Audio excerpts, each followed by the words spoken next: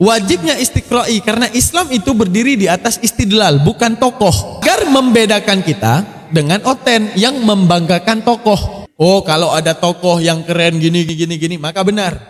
Tapi di Islam enggak, istidlal. Apa istidlal? Bagaimana pengukuhan dalil tersebut? Bagaimana jalur keluar dalil tersebut? Dan dalil tersebut berbicara apa? Makanya dalam ranah takhriji para ulama, kalau di era sekarang ya, yang enggak paham takhriji itu berbicara gini. Oh, ada satu hadis, langsung tanya sanadnya mana? Salah. Era takhriji para ulama, apapun yang disebut hadis dibahas dulu matannya, dicari dulu maksudnya. Kalau maksud tersebut menentang Al-Quran dan hadis, baru dicari sanadnya.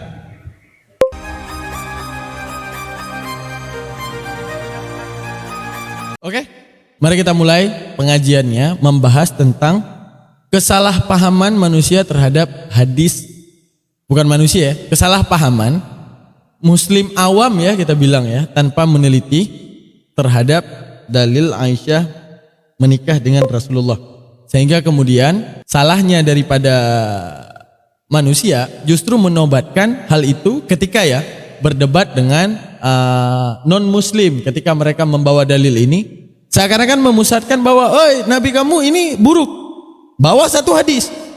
Ketika kita bawa hadis tanpa meneliti, kita bilang oh ini cacat rawi atau apa, tolakkan hadis tersebut, mencari dalil yang lain. Seakan-akan apa yang mereka nilai buruk di otak kita juga mengkonfirmasi bahwa ini adalah hal yang buruk. Itu salah. Karena Islam itu mengajarkan tentang istidlal. Apa itu istidlal? Pemutusan segala sesuatu terhadap keabsahan dalil, ataupun dalil ini bisa diterima ataupun tidak secara akal, kan gitu. Baru kemudian mencari jalur sanadnya. Oke, pertama-tama kita lihat dulu dalilnya. Ini mana nih? Nah, di sini kita lihat, daripada kalau menurut saya ini hanya sekedar salah translate ya. Dikatakan dalam Musnad Ahmad, Hadasuna Sulaiman ibnil Daud. Nah, yang paling penting di sini ada satu nama yang sering dibawakan dan dikatakan bahwa ini orang bermasalah dalam rawinya sehingga dalil ini ditolak. Abu Nu'man naik ke atas, Abu Nu'man.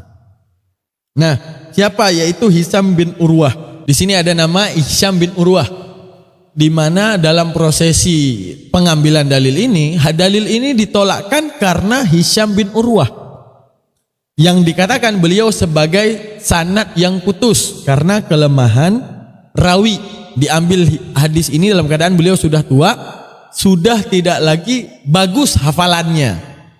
Nah, katanya cacat rawi itu muncul daripada beliau. Lalu, dan di sini kita akan meneliti kebenaran itu tidak terletak pada tokoh, tapi kebenaran itu terletak pada dalil yang kokoh. Maka di sini akan melihat dalilnya lebih kokoh daripada, ataupun perawinya lebih kokoh daripada dalilnya. Kabar ya? Nah, ini kita akan mengecek di antara dua, perawinya kah atau dalilnya kah? Karena hadis ini di era kontemporer sekarang itu dihukumi dhaif. Itu anehnya teman-teman. Dihukumi dhaif dengan seenak udelnya, orang bilang oh ini dhaif tanpa mau meneliti. Mengatakan dhaif terhadap hadis Rasulullah seakan-akan mengatakan Rasulullah itu berbicara bohong. Maka lebih baik dikatakan maudhu. Kalau berbicara tentang hadis maudhu, ini bercerita tentang pengadaan.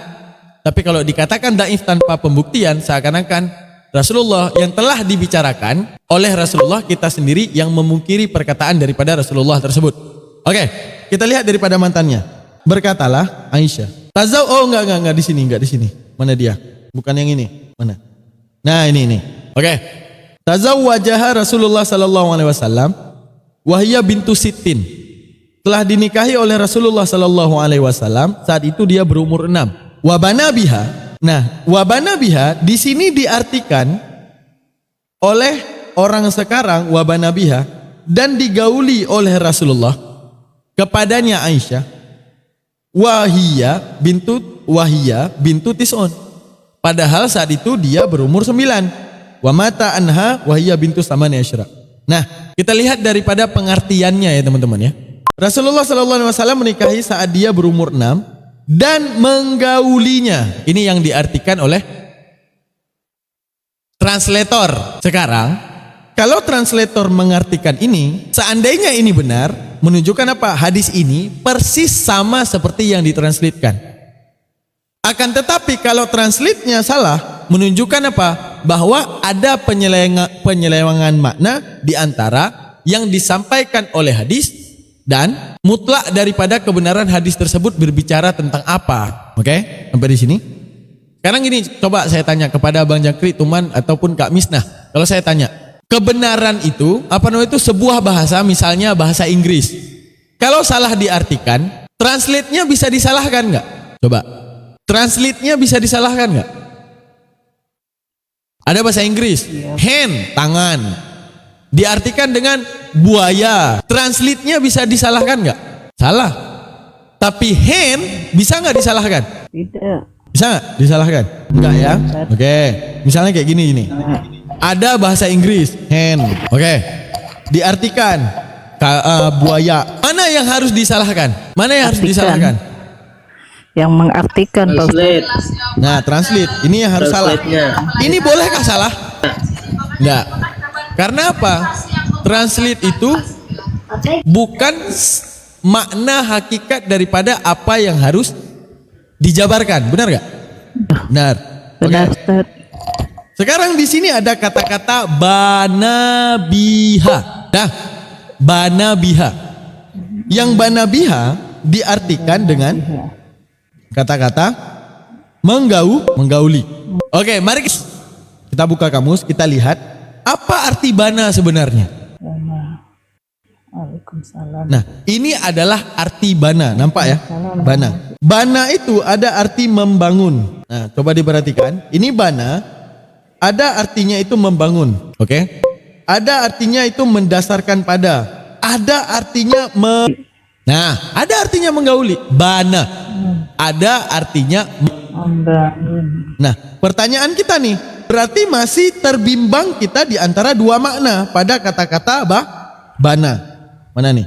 Bana. Nah, berarti pada kata-kata bana ini kita masih bimbang untuk mengartikan, apakah artinya di sini atau artinya di sini membangun. Oke.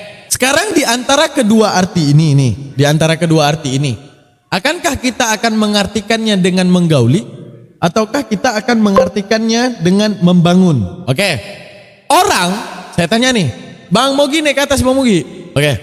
Orang yang membenci Nabi Muhammad SAW akan mengartikan dengan Waalaikumsalam. Orang yang membenci Rasulullah ataupun ingin memusatkan Rasulullah kepada sesuatu yang buruk, maka mereka akan mengartikan dengan menggauli. Oke. Kita yang membela Rasulullah, pasti kita akan mengambil arti kita yang membela Rasulullah, yang cinta terhadap Rasulullah, kita akan mengambil arti. Maka ini nggak bisa serta-merta yang namanya arti kekeh apa? Pokoknya saya tidak mau tahu. Itu artinya harus menggauli. Atau kita bersikukuh. Pokoknya aku tidak mau tahu. Pokoknya artinya itu membangun. Gak bisa kan kayak gitu. Ketika Kristen nih pelajari kamus bana menggauli. Oh benar menggauli nih.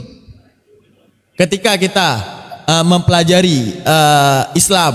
Oh ini bukan menggauli. Ini membangun. Pertanyaan kita.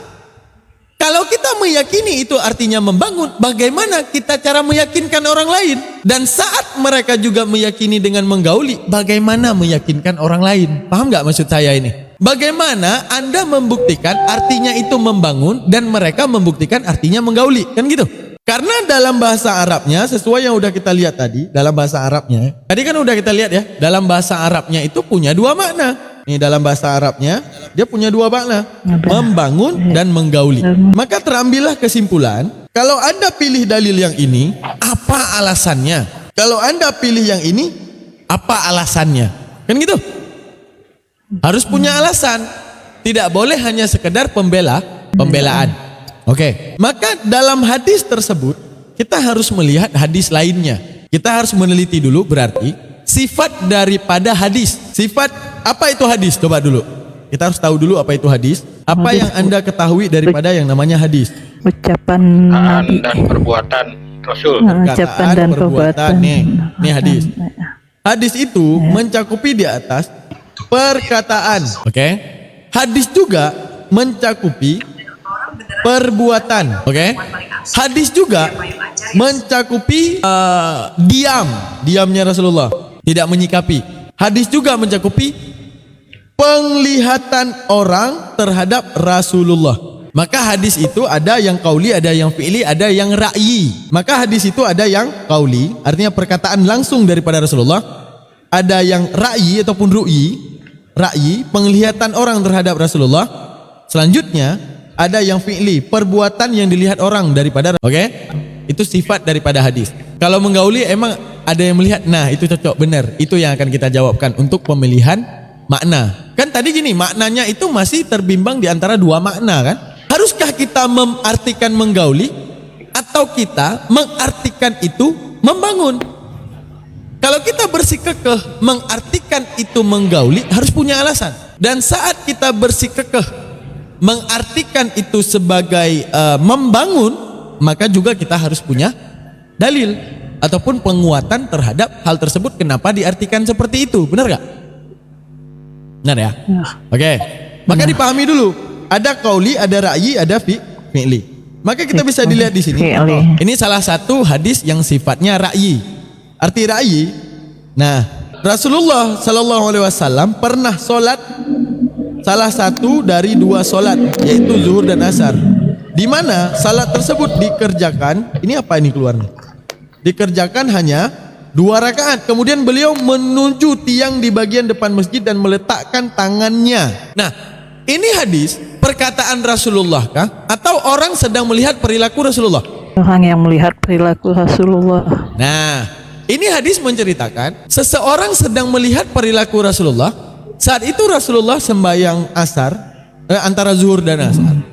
Saat itu Rasulullah menyelesaikan sholat cuma 2 rakaat, lalu duduk di pinggiran masjid. Berarti ini perkataan Rasulullah kah? Ataukah orang melihat Rasulullah? Orang yang melihat.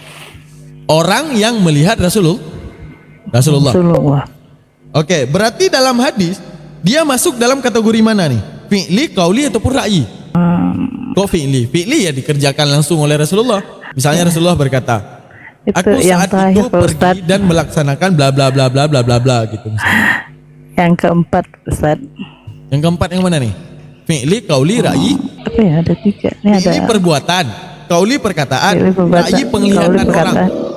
Nah, masuk dia dalam ra'yi, berarti ra'yi ya. Ra'yi. Orang melihat Rasulullah. Oke. Rasulullah apa Ustaz? Kalau diamnya Rasulullah itu iskat. Nah, itu namanya dalil yang uskut. Nah, uskut itu seperti apa? Itu masuk ke dalam dalil mubah. Misalnya gini. Ketika Rasulullah melihat satu kejadian yang dilakukan oleh manusia, Rasulullah diam dengan wajah yang tidak suka, merenung misalnya. Saya gini, ketika Rasulullah melihat kejadian, saat Rasulullah melihat kejadian, Rasulullah tidak mengatakan jangan, tidak memerintahkan, tapi Rasulullah diam. Tapi mukanya nggak suka, menunjukkan apa? Bahwa hal tersebut makruh. Makruh. Seperti dulu para sahabat suka makan dop. Dop itu bentuknya kayak biawak. Dop itu bentuknya kayak biawak. Nah, Rasulullah saat mereka memakannya tidak melarang. Dop itu bedanya kalau biawak makan daging, kalau dop dia makan buahan. Nah, udah. Tapi dia bentuknya kayak biawak. Tulis saja di Google ada itu dop. Rasulullah saat itu tidak mengatakan larangan, tidak mengatakan jangan. Tapi ketika ditawari kepada Rasulullah, Rasulullah dengan muka tidak enak. Arti muka tidak enak memberikan indikasi ini bukan larangan dan ini bukan perintah. Tapi masuknya ke dalam makruh karena Rasulullah tidak suka gitu. Paham nggak? Nah, selanjutnya ada yang masuk kepada kategori mubah, boleh. Misalnya tidak diperintahkan, tidak dilarang, tapi Rasulullah suka. Contoh, ketika Rasulullah disambut perjalanan ke Madinah dengan tola'al badru alaina dan dihiasi dengan rebab, dihiasi dengan iringan musik. Rasulullah saat itu melambai dan tersenyum. Apakah Rasulullah bilang, nanti mainkan musik lagi ya? Enggak diperintahkan. Ataupun jangan mainkan musik lagi ya? Juga tidak dilarang. Maka masuknya kepada, maka masuknya di mana? Masuknya kepada uskut. Uskut lil ibahi. Apa itu uskut lil ibahi? Diam untuk boleh. Karena tidak ada penolakan daripada Rasulullah.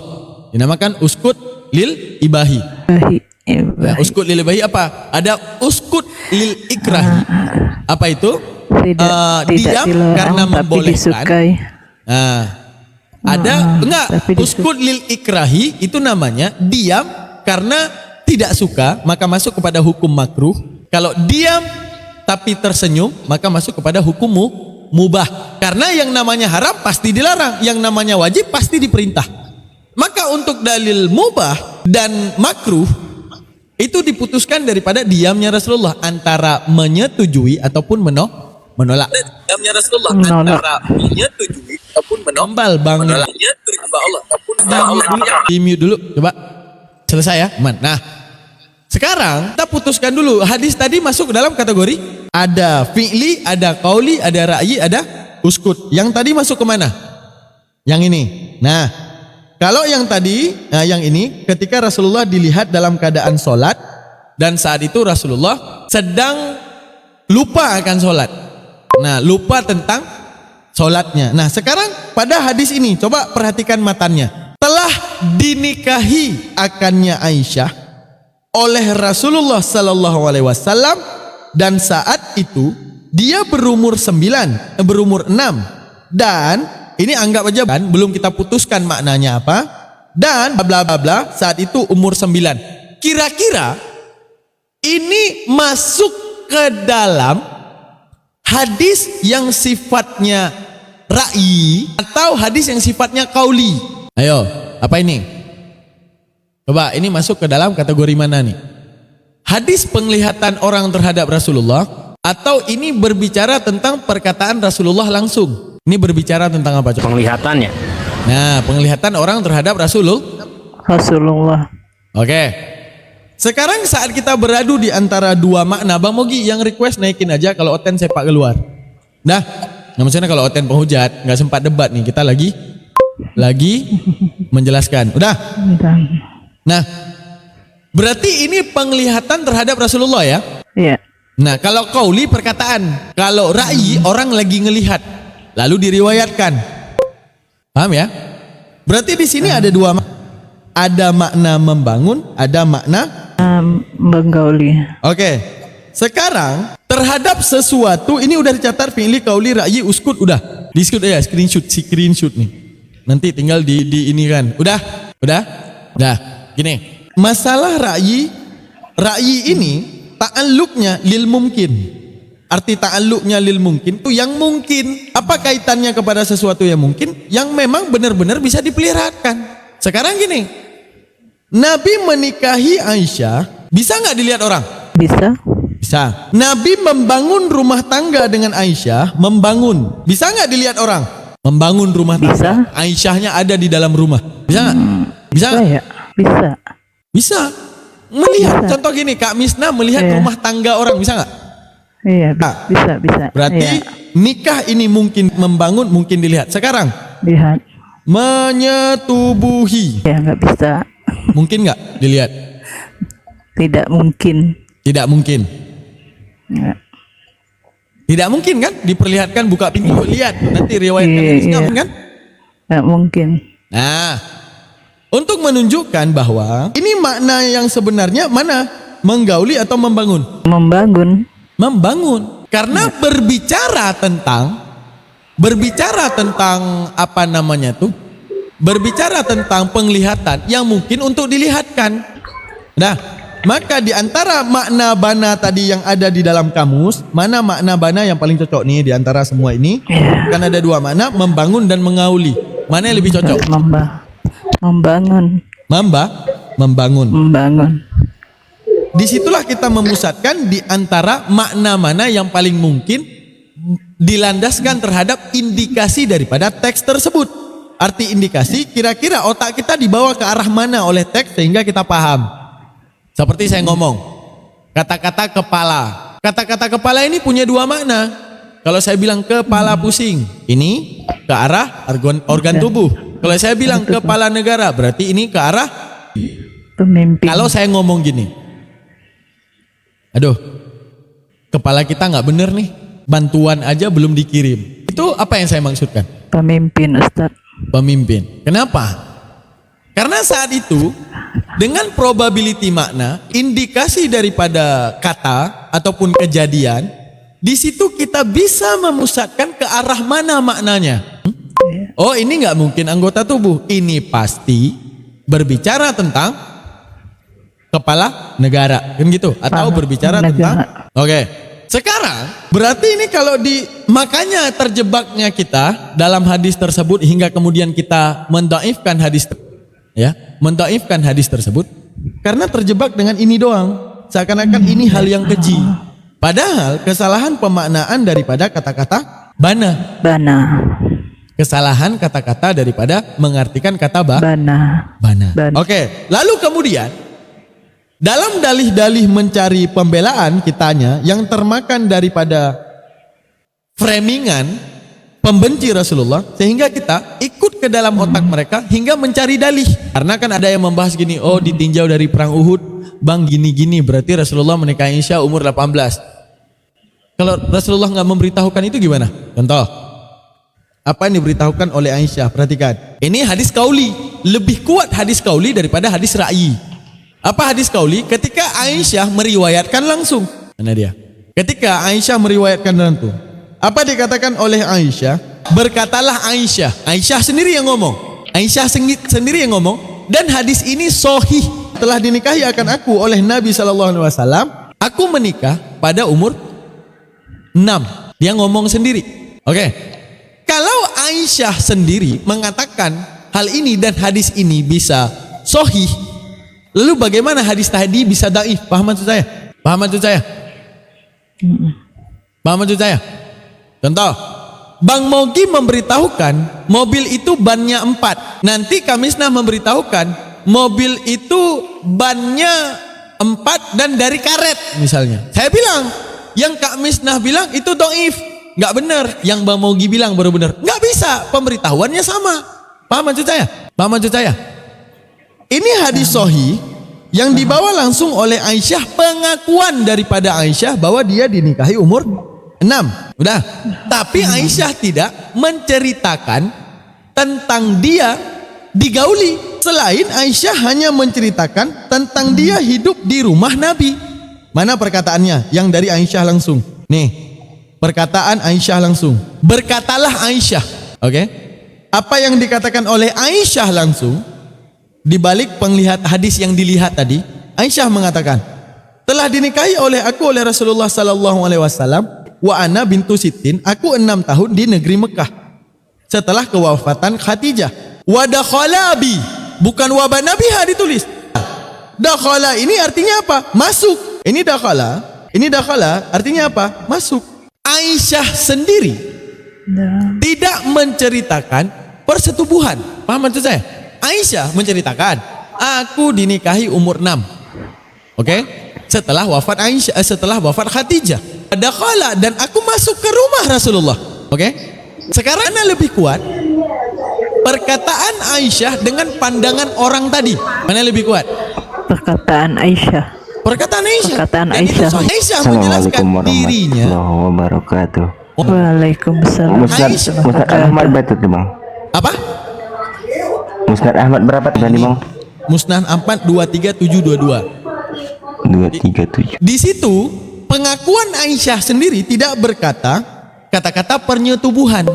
Kata-kata penyetubuhan itu 2 kata dalam bahasa Arab nih, kata-kata sorihnya ya. Dituliskan dengan dalam bahasa Arab itu ni watia, sama satu lagi kata-kata jima'a. Kalau seandainya ini pengakuan Aisyah, oke?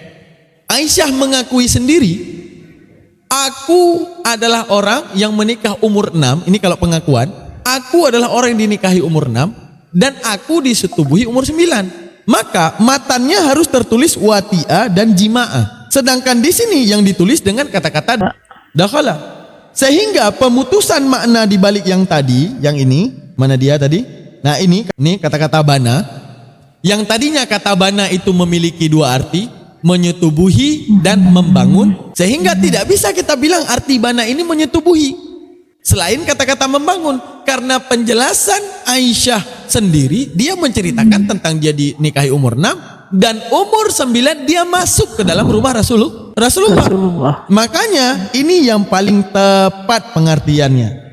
Membangun rumah tangga dengannya. Tangga. Makanya kita hidup di era hati-hati dengan Google. Hati-hati dengan Google. Hati-hati dengan Google. Google. Nah, kenapa kita bilang hati-hati dengan Google? Seperti tadi, kita bahas secara objektif. Apa kita bahas secara objektif? Bahwa kata bana tadi, ya, bahwa kata bana tadi dua makna, jelas. Menggauli ada, membangun ada. Tapi masalahnya ini hadis ra'yi. Apa itu hadis ra'yi? Siapa yang melihat? Penglihatan Yang orang terhadap Rasulullah. berkata. Penglihatan, bana, membangun rumah tangga masih bisa mungkin diperlihatkan. Oh, Aisyah masuk ke dalam rumahnya. Oh, udah jadi istri, udah masak dan segalanya. Bisa. Menyetubuhi? Enggak bisa. Bagaimana orang merayi menyetubuhi? Enggak bisa. Sehingga ditolakkan maknanya. Apa yang ditolakkan maknanya? Ditolakkan makna pemberian arti menggauli. Sedangkan Menggauli. pengakuan daripada Aisyah sendiri masuk ke dalam rumahnya. Oke, selanjutnya Hisham bin Urwah. Kita akan bahas dari jalur sanad sekarang. Oke. Hisham bin Urwah ini divonis cacat rawi sehingga hadis ini ditolakkan. Pertanyaan saya, dengan hadis sahih tadi, Aisyah mengakui sendiri dengan hadis sahih tadi bahwa aku dinikahi umur 6 dan aku membangun rumah tangga bersama Rasulullah di umur 9. Wadaqala biha, bukan wabana biha wajima'in dan segalanya. Udah? Maka saat Aisyah mengatakan sendiri disebut sahih, lalu bagaimana kita menolak yang ini, menyebut ini dhaif? Paham maksud saya? Infonya sama. Bagaimana satunya kuat, satunya dhaif? Paham maksud saya? Paham ya? Bagaimana satunya kita sebut dhaif, bagaimana satunya bisa kita sebut sahih? Maka hadis ini di era kontemporer orang mengatakan bahwa hadis ini dhaif. Yang masalahnya ketika disebutkan ini hadis dhaif, ada dua matan yang berbeda dengan validasi yang sama. Masalahnya validasi yang pertama disebut sahih, validasi yang kedua disebut dhaif. Makanya dalam penelitian hadis itu nggak sembarangan teman-teman. Hadis ini makanan para ulama nih, bukan makanan kita. Siapa yang noise nih, Bang R? Oke. Ini adalah makanannya para ulama. Apa makanannya para ulama? Sejauh itu penelitian para ulama. Enggak serta-merta seperti tahun kita hidup sekarang. Apa-apa yang nggak cocok dhaif. Apa-apa yang nggak cocok tolak, nggak bisa. Wajibnya istiqra'i karena Islam itu berdiri di atas istidlal, bukan tokoh. Agar membedakan kita dengan oten yang membanggakan tokoh. Oh, kalau ada tokoh yang keren gini, maka benar. Tapi di Islam enggak, istidlal. Apa istidlal? Bagaimana pengukuhan dalil tersebut? Bagaimana jalur keluar dalil tersebut? Dan dalil tersebut berbicara apa? Makanya dalam ranah takhriji para ulama, kalau di era sekarang gini, era sekarang ya, yang nggak paham takhriji itu berbicara gini. Oh, ada satu hadis, langsung tanya, sanadnya mana? Salah. Era takhriji para ulama, apapun yang disebut hadis dibahas dulu matannya, dicari dulu maksudnya. Kalau maksud tersebut menentang Al-Quran dan hadis, baru dicari sanadnya. Oh, kalau didapati sanadnya salah, baru ditolak hadis tersebut. Karena apa? Menyelisihi Al-Quran dan hadis. Sekarang gini, Allah Ta'ala sendiri di dalam Al-Quran tidak membatasi umur perkawinan. Termasuk kita saat ini hukum yang berlaku. Udah? Tidak membatasi hukum perkawinan. Hukum umur perkawinan. Tidak dibatasi oleh Allah. Sekarang pernikahan Rasulullah ini bahkan tidak menyalahi daripada Al-Quran. Dan tidak menyalahi norma-norma kaum kafir Quraisy yang membenci Rasulullah. Setuju ataupun tidak? Tidak. Setuju. Karena kalau seandainya Setuju, Ustaz. perlakuan daripada Rasulullah ini salah, maka orang yang pertama menggugat Rasulullah bukan Kristen sekarang. Siapa? Kaum kafir Quraisy yang setiap hari bertemu Rasulullah melempar batu, yang setiap hari bertemu Rasulullah meludahi dirinya. Maka cuma mereka yang paling berhak menggugat Rasulullah, bukan orang sekarang. Tapi kalau memang ada begitu banyak gugatan terhadap Rasulullah dari era awal, benar, kita wajib curiga dengan Rasulullah. Sedangkan di era awal aja mereka yang begitu brutal terhadap Rasulullah tidak mempermasalahkan hal ini. Lalu kenapa bisa jadi masalah di kita gitu? Paham nggak? Makanya kita jangan masuk isi pikiran.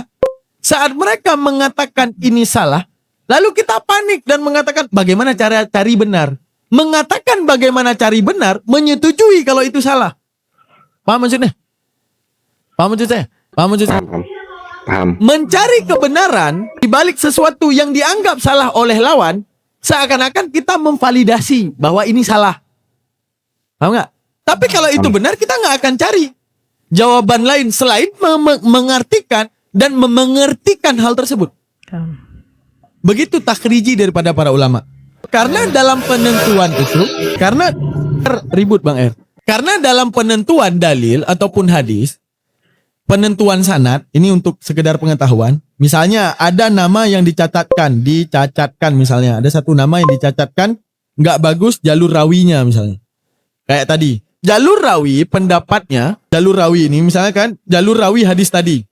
Pernikahan Aisyah dengan Rasulullah. Ada orang yang bernama Hisham bin Urwah.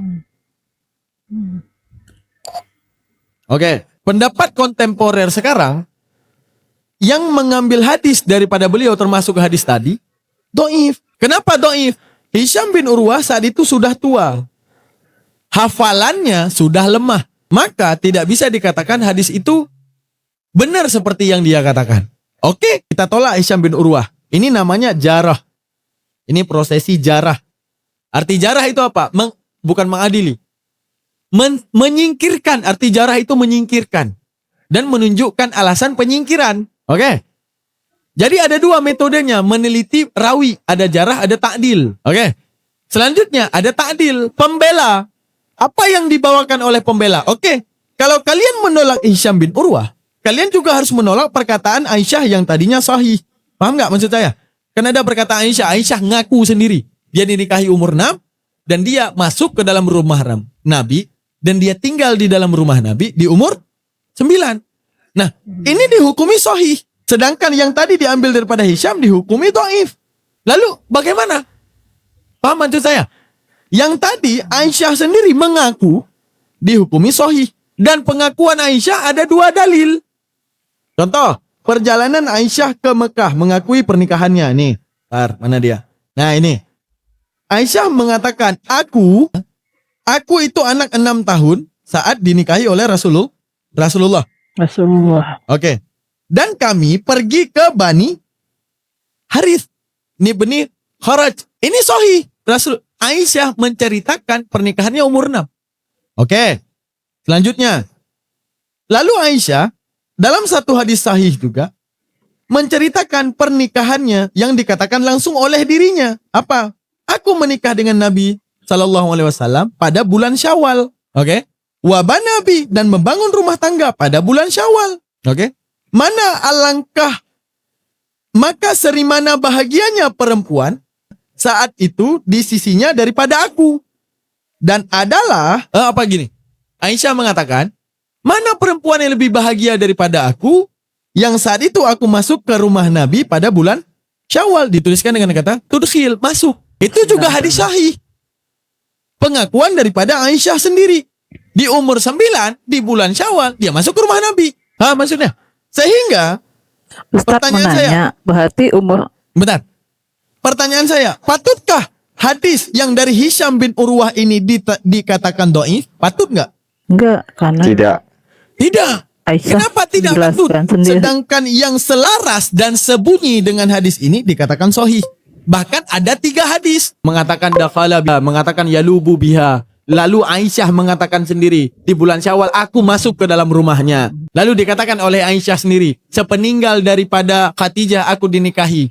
Dan aku membangun rumah tangga di umur 9. Sehingga saat ini dijarah, dikatakan harus dibuang, arti jarah disingkirkan.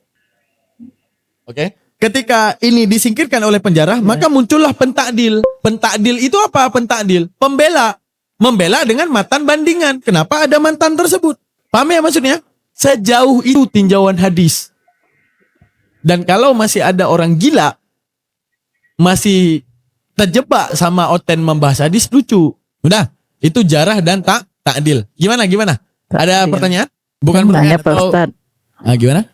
Kan umur 6 tahun Aisyah dinikahi. Ya, Umur 9 baru masuk ke rumah Rasulullah. benar. Jadi selama antara 6 sampai 9 itu berarti Aisyah tinggal di rumah orang tuanya, Ustaz. Di rumah orang tuanya. Karena gini, teman-teman sekalian.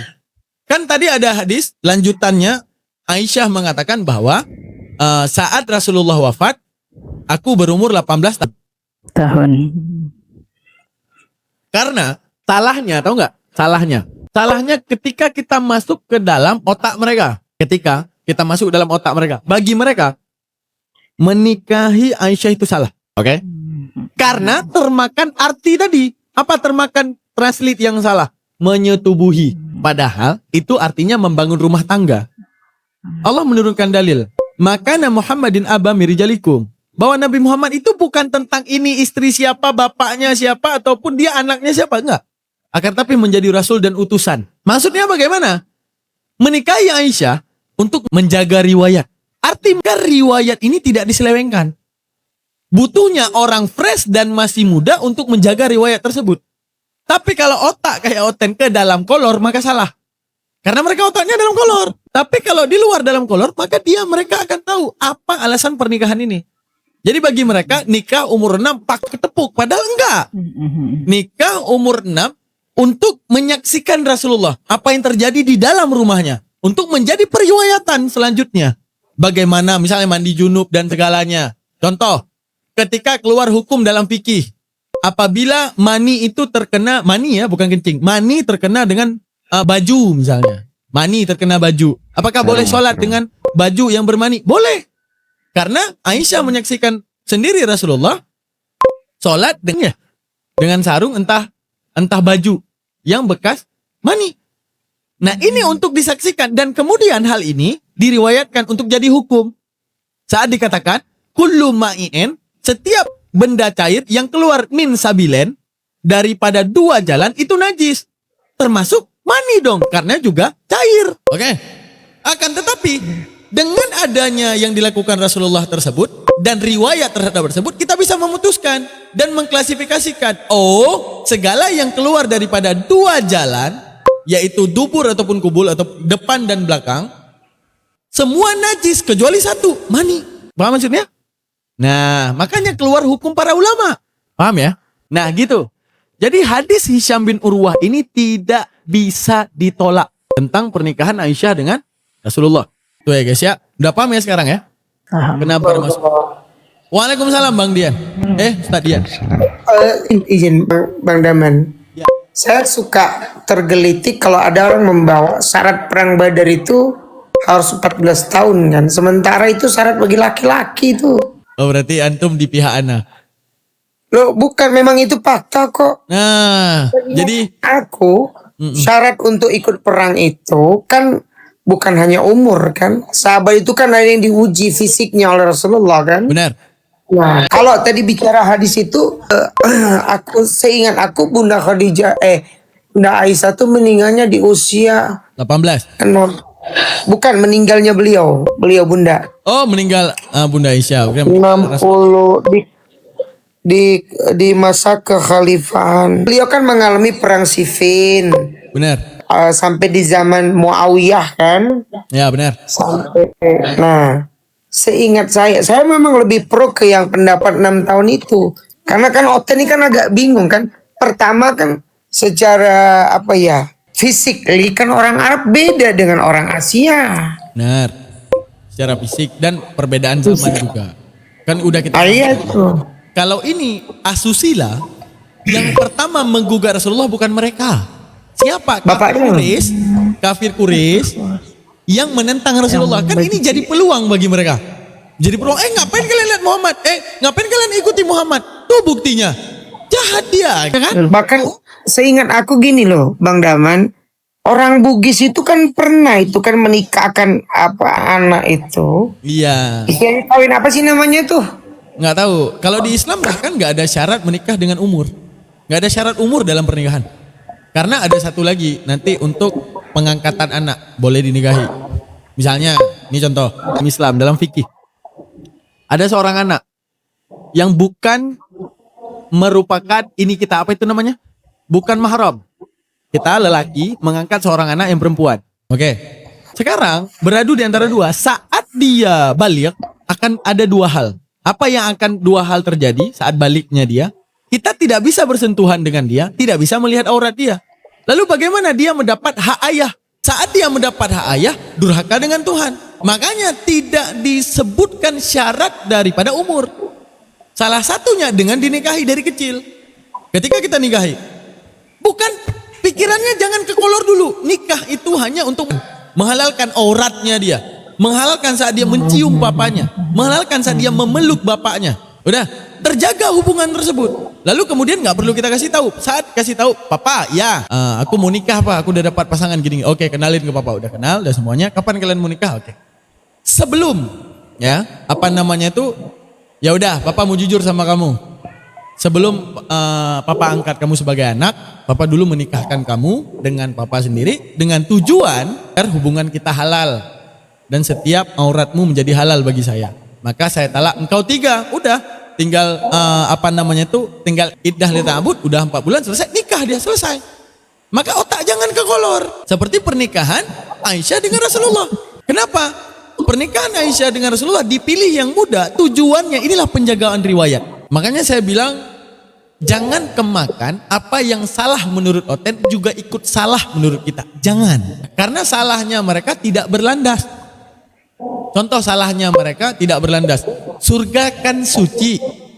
Lalu kenapa ada seksual? Seakan-akan membuat seksual itu hal yang najis. Pertanyaan kita, di dunia seksual itu najis ataupun tidak? Contoh gini, kencing dan berak, najis nggak? Najis. Di surga boleh? Nggak boleh. Kenapa? Najis.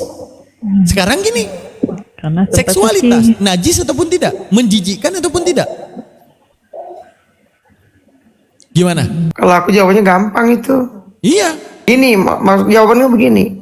Yu dan Mbak Yu itu kan hasil produk dari, mohon maaf, persetubuhan Bapak dan Ibu. Sejak kapan persetubuhan orang yang menikah itu Najis. mesum? Satu. Yang kedua. Nah, sekarang begini. Yang disebut pernikahan itu yang menghalalkan siapa? Tuhan lah. Kalau di dunia saja yang ada tempat memang kita diuji oleh Tuhan dihalalkan, kenapa di surga yang adalah tempat pembalasan Nikmat. konsekuensi daripada iman, kita percaya, ya kan? Karena kan percaya, Kristen juga bicara percaya kan Bang Naman ya? Iya. Nah, kalau harga iman itu percaya kepada yang tidak nampak membenarkan itu adalah satu kenikmatan. Kenapa gitu loh? Yang aneh itu pikiranmu membatasi Tuhan. Kalau kita mesti kan begini nih. Coba kira-kira Bang Naman. Sekiranya Allah menetapkan buat kita. Muslim kalian nanti masuk surga banyak kenikmatan. Tapi kalian tidak bisa bersetubuh. Ini kalau andainya Allah menetapkan begitu, apa kita bisa protes? Enggak. Tidak bisa. Karena itu tatkala Tuhan menghalalkan, kenapa kita protes? Lagian dikasih nikmat kok nggak mau? Dan Nikmat halal. dan tidak menjijikkan itu masalahnya. Kan mereka bilang ini surga suci, maka nggak boleh ada seksualitas. Yang lucunya, yang sejak kapan najis? Maka tidak ada lain, mereka hanya terkekang oleh pemikiran-pemikiran bodoh gitu. Kalau itu najis, orang nggak akan nikah. Nggak usah lah kita buat anak, nggak sanggup pakai najis. Nggak ada, nggak dikasih jatah, ngambek lu, nangis lu. Nggak dikasih jatah, ngambek, nggak mau makan 3 hari 3 malam, nggak pulang ke rumah, mancing terus. Lanjut. Nah, Oke, kita lanjut kepada itu ya. Makanya jangan langsung lompat ke sanad. Dalam Islam itu istidlal, teman-teman. Arti istidlal gini, kan banyak orang, tuh dikasih apa hadis, sanadnya apa? Nggak ke situ. Islam itu kebenaran bukan ke tokoh, tapi karena dalil yang kokoh. Sekarang pertanggungjawaban dalil dulu, bahas matannya dulu. Berseberangan nggak dengan Al-Quran? Contoh saya kasih. Sebelum membahas sanad, bahas dalilnya dulu. Ini contoh saya kasih ya. Jangan masuk ke otak mereka gitu. Masuklah ke otak Islam yang lebih bagus gitu. Nih, ketika ada hadis, wah, lihat ini agamamu, ajaran apa ini misalnya kan? Nah, barang siapa menggauli binatang, maka tidak ada hukuman atasnya. Oh, kejang muslimnya. Muslim. Apa kejang? Itu sanadnya apa? Langsung ke sana tuh lompatnya. Padahal sanad itu kategori ketiga. Istidlal kategori pertama. Artinya apa? Pertanggungjawaban apa yang disampaikan dulu. Oke, kita lihat di sini. Kan syaratnya tadi apa? Al-Quran, dan hadis penentunya. Hadis. Apabila ada hadis yang bercerita di luar hukum, di luar yang telah ditetapkan Al-Quran dan hadis, itu baru boleh ditolak hadisnya, baru cari sanadnya. Tapi kalau tidak bertentangan hukum, maka tidak perlu cari. Karena memang hukumnya telah baku.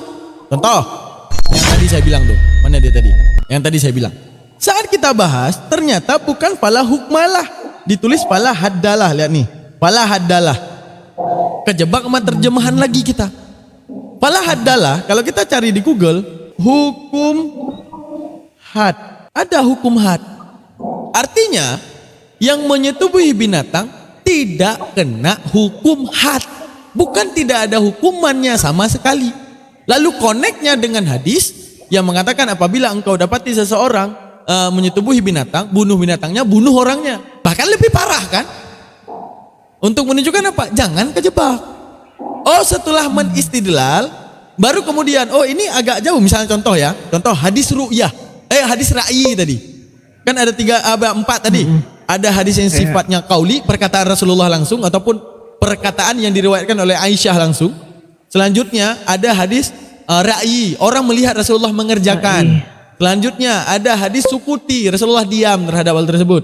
Selanjutnya ada hadis fi'li. Nah, pekerjaan Rasulullah. Contoh misalnya Rasulullah berkata, misalnya ya, Rasulullah berkata, berwuduklah sebelum sholat.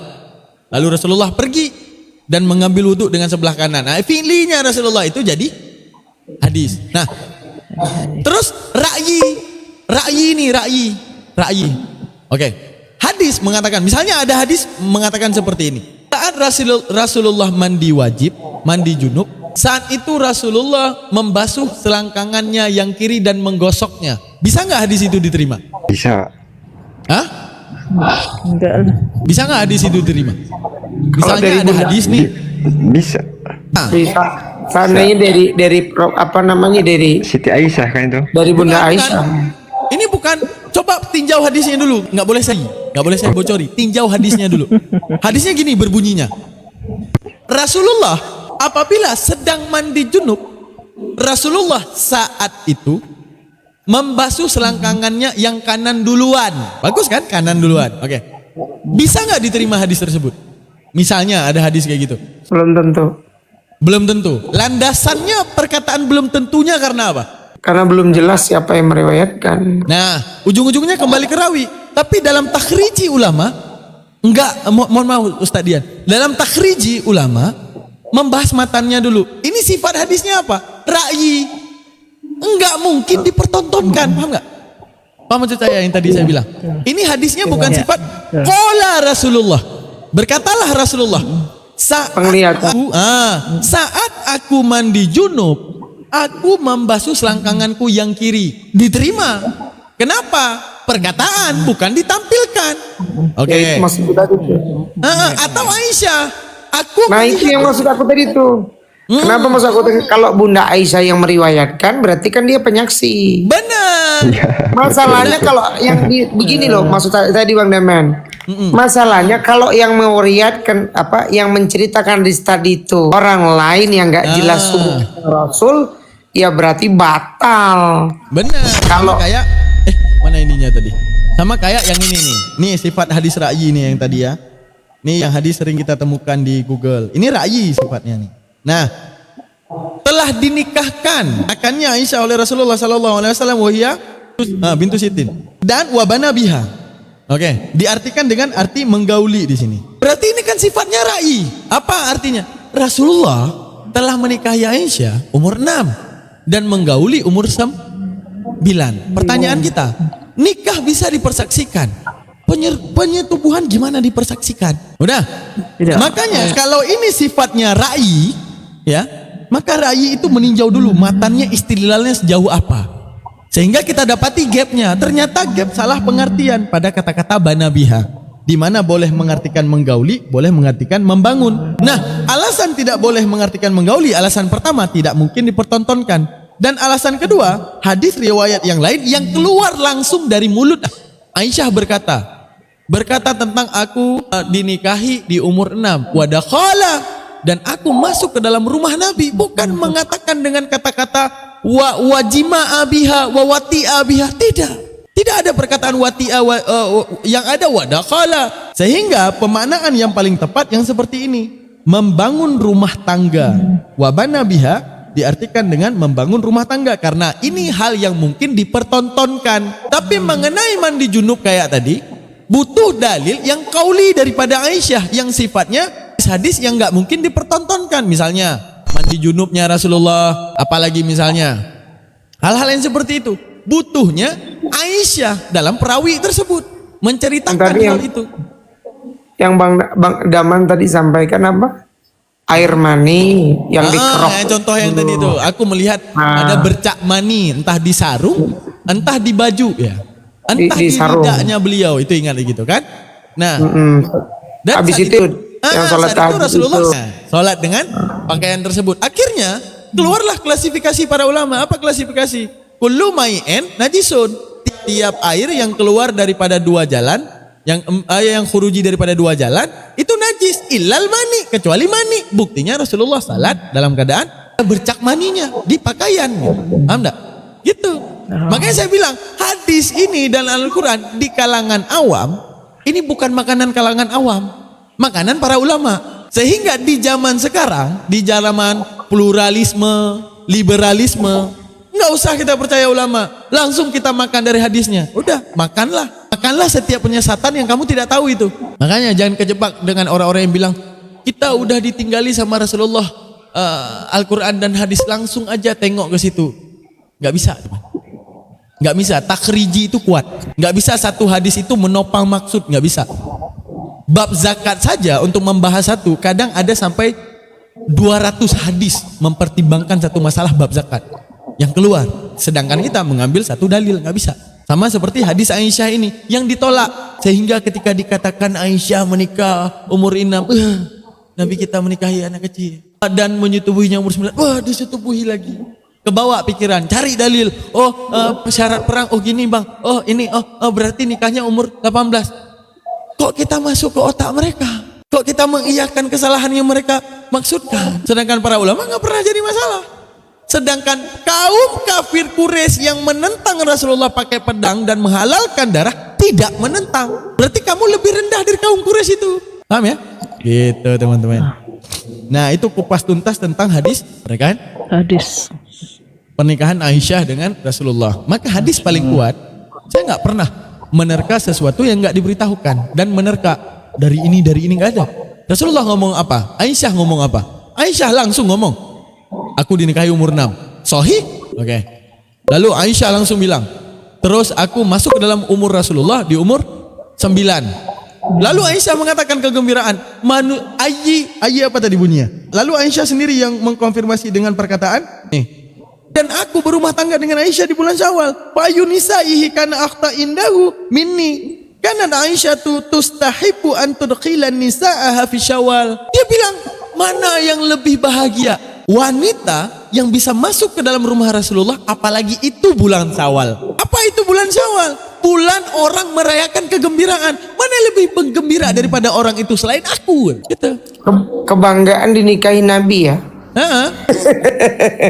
Sehingga enggak masuk dalam definisi yang diframingkan pedofil, karena pedofil itu kejahatan seksual. Sekarang hadis yang tadi mereka bawakan tidak satupun membahas seksual, membahas tentang penglihatan orang dan pengakuan Aisyah terhadap dirinya bahwa aku masuk ke dalam rumah tersebut. Dan soal kapan digauli, wallahu alam, karena teridentifikasi Aisyah sampai matinya Rasulullah punya anak apa enggak?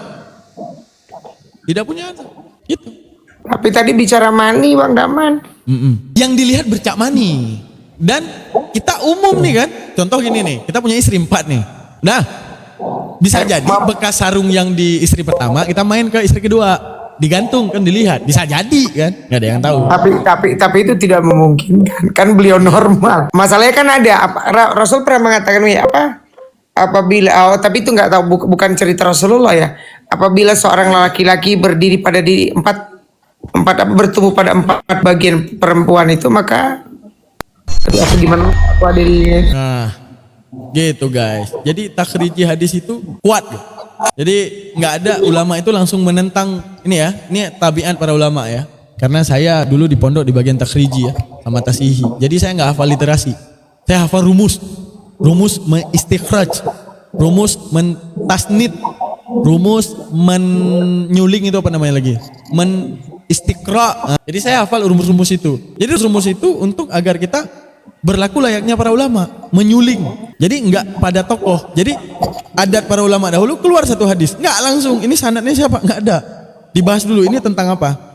Misalnya ada hadis yang mengatakan Rasulullah meriwayatkan apabila kupingmu sudah tidak bisa mendengarkan lagi yang sebelah kanan atau sebelah kiri, maka potonglah. Ulama enggak langsung bilang ini sanadnya apa? Kok aneh? Enggak. Tanya dulu. Ini bahas apa? Ditinjau. Berapa yang menghafalkan seperti ini? Oh 3. Panggil orangnya. Oke. Kamu berguru dengan siapa? Berguru. Baru ditinjau sanadnya. Karena apa? Al-Quran tidak memvalidasi dan penghafalnya jumlahnya sedikit dan baru ditinjau sanadnya setelah penjabaran matannya. Sama seperti gini.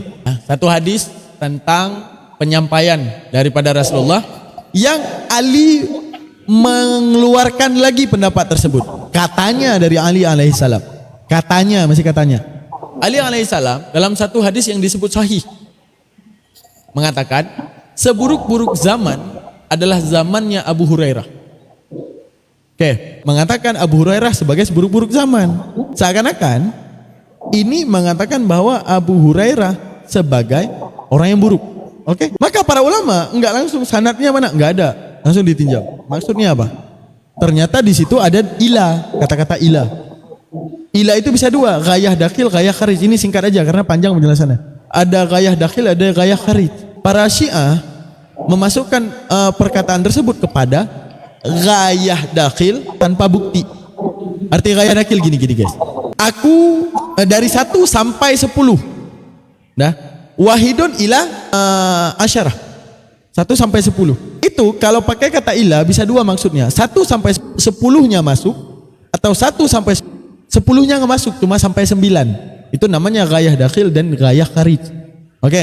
Ilah tersebut Syiah berpandang itu ghayah dakhil, bahwa Abu Hurairah masuk kepada orang yang buruk. Sedangkan pentadil mengatakan ini ghayah kharij, menunjukkan bahwa era tersebut era terburuk, yaitu di zaman Abu Hurairah, tapi bukan Abu Hurairah, memasukkan kepada ghayah kharij. Oke, perdebatan. Oke, terjadi perdebatan nih, ghayah dakhil, ghayah kharij. Dua-duanya tidak bisa mempertanggungjawabkan selain mengklaim ini ghayah dakhil, bukan, ini ghayah kharij, oh bukan, ini ghayah dakhil, oh bukan, ghayah kharij, bukan. Akhirnya apa? Baru tinjau matan. Baru tinjau sanad. Ketika ditinjau sanad, tertemukanlah Askafi. Al-Askafi ini adalah sanad yang teridentifikasi tasayyu. Apa itu tasayyu? Terkontaminasi dengan Syiah. Di mana Syiah pembenci para sahabat, termasuk Abu Hurairah. Baru istidlal. Apa istidlal?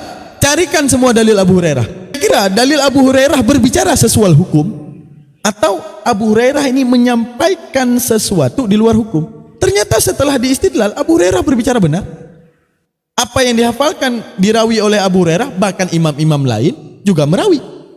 Yang diriwayatkan oleh Abu Hurairah bahkan diriwayatkan oleh imam-imam lain tanpa ditambah, tanpa dikurang. Maka ditunjukkan Al-Askafi ini adalah pemicu utama. Apa? Tasayyu'nya, memasukkan paham Syiah dalam hadis tersebut. Hingga kemudian ditolakkan Al-Askafi daripada sanadnya, lebih baik hukum hadis tersebut dihukumi dhaif. Kenapa lebih baik dihukumi dhaif? Karena ada perawi yang tasayyu, teridentifikasi Syiah, pembenci para sahabat dan Rafidah. Panjang ya perjalanan para ulama ya. Nah, apalah daya oten gitu guys sekalian. Itulah rahmatan lil alamin agamanya kita, yang enggak berpandangan benarnya sesuatu karena Roh Kudus. Nah, kalau kita enggak, lu punya rumus apa, lu punya pembuktian apa berbenar. Kalau lu cuma bisa ngomong, oh saya punya Roh Kudus, buktinya apa? Mata gua merah. Nah, padahal dia siap masuk lalat matanya. Sangat ilmiah ya, memfungsikan segala perangkat metode kebenaran itu dengan metodologi yang luar biasa. Bandingkan dengan hasil penyelidikan, ngeri pula tuh. Yang diselidikkan nggak disematkan lagi. Karena gini, tasayyu. Ada contoh gini, tasayyu. Dalam hadis Imam Bukhari dan Muslim ada muttabadi dan tasayyu, perawi Syiah dan perawi ahlul bid'ah. Apakah ditolak? Enggak, justru sahih. Alasannya apa? Istidlal, matanya masih berbicara benar. Contoh gini, dia Syiah, tapi ngomongnya apa? Sholat harus 5 waktu. Harus tolak? Enggak, karena ngomongnya benar. Oh, dia pelaku bid'ah, ngomongnya apa? Puasa saat Ramadan. Harus tolak? Enggak, benar. Enggak. Karena matanya tidak berselisih paham. Tapi yang tadi Al-Askafi ditolak. Karena apa? Matanya berselisih paham dengan apa yang dikeluarkan dan ditakris Abu Hurairah. Maka dinobatkan kepada hadis dhaif. Itu hebatnya para ulama, identifikasinya tuh halus, dalam gitu. Makanya mau adu otak sama Albert Einstein. Bagi aku kalau mau diuji otaknya Albert Einstein dengan otak ulama, gak ada bandingannya. Imam Nawawi, Imam Rafi'i itu udah, itu aula bil IQ tuh. Masya Allah. Gitu guys teman-teman ya. Jangan lupa gabung grup tele kalau mau ikut pengajian tiap malam biar jangan telat. Ya, ikut pengajian tiap malam biar jangan telat karena kita selalu membahas tafsir Al-Quran, hadis fitnahan secara tuntas. Mau tanya nih host, kena tembak nih. Anjay. Gitu ya teman-teman ya. Untuk pengajian malam kita malam hari ini kita tutup yang di YouTube. Lu ini yang di YouTube ya. Untuk yang di YouTube, subhanakallah wa bihamdika asyhadu an la ilaha illa anta astaghfiruka wa atubu ilaik. Jangan lupa ditonton ulang, jangan lupa subscribe, like dan komen. Bye. Nah, ya, jangan lupa masuk ke grup Telegram. Bang Mogi masih ada enggak? Bang Mogi. Mana dia? Bang Mogi. Gas jangan, apa yang mau digas? Oke, sesi tanya jawab sebentar. Setelah itu sholat isya kita, makan, tidur. Ada yang mau ditanyakan seputar tema ya? Nanti malam hari ini kita udah kayak gini. Malam hari ini pengajian kita seakan-akan, ini mohon maaf kata-kata saya, seakan otak para ulama kita lagi bukan memakan dalil yang dikonsumsi secara sembarangan, enggak. Tapi inilah otaknya para ulama. Sekuat apa istidlal mereka. Seandainya Bible pakai metode para ulama dari dulu udah dibakar. Kenapa? Enggak jelas sanadnya, itu sanad. Matannya enggak masuk otak. Bayangin, matan udah enggak masuk otak, sanadnya enggak jelas. Di bawah hadis maudhu. Hadis maudhu aja yang jelas secara otak tapi tidak ada perawinya ditolak. Contoh nih, saya bikin hadis maudhu. Apa saya bikin? Rasulullah pernah mengatakan, untuk membela Rasulullah pernah mengatakan, di tahun 2025 Desember Indonesia akan dilanda banjir besar. Begitulah riwayat Rasulullah. Ya, enggak mantap. Menunjukkan Rasulullah membuktikan kebenaran. Tapi boleh nggak jadi hadis? Nggak boleh. Sekalipun bagus. Kenapa? Rasulullah nggak ngomong itu. Dan juga sekalipun benar, nggak ada perawi. Menunjukkan apa? Ini perkataan Daman, bukan Rasulullah. Oh, kenapa bang nggak dijadiin hadis saja biar keren Rasulullah? Nggak bisa. Kalau hadis maudhu, hadis yang diada-adakan boleh masuk karena pembelaan, nanti akan masuk hadis-hadis maudhu untuk menghancurkan. Jadi dibuang kebiasaan membolehkan hadis maudhu. Karena takutnya masuk hadis maudhu yang lain diterima juga dari orang yang ingin menghancurkan Islam dari dalam. Sehingga hadis maudhu ini tinjauan yang ketat. Sedangkan di Kristen dalilnya nggak masuk akal. Selanjutnya perawinya nggak jelas. Ketika perawi dan jalur matannya nggak jelas, di bawah hadis maudhu ini. Apa di bawah hadis maudhu? Seakan-akan tulisan di dinding tembok rumah gitu. Gak masuk akalmu? Ya bang. Ya tadi sore aja aku tanya, kita aja gak masuk akal. Oh bukan abang ini ya. Gak masuk akalmu ya. Masuk akal abang. Bang ya bagus akalnya. Kayak gitu bisa masuk akal. Karena Imam Syafi'i bilang, apabila saya berdebat dengan seseorang, ini Imam Syafi'i bilang, apabila saya berdebat dengan seseorang, dia bisa mengatakan air itu api dan mendirikan dalil, saya akan mengatakan kalah. Paham maksud Imam Syafi'i berkata itu? Kalau saya berdebat dengan orang, udah, dia berhasil mengatakan air itu api, lalu mengistidlal, mengeluarkan dalil, membuktikan penuh bahwa air adalah api. Nah, saya mengaku kalah, kata Imam Syafi'i. Artinya Imam Syafi'i bilang udah bodoh ngeyel, maka lebih baik mengaku gitu.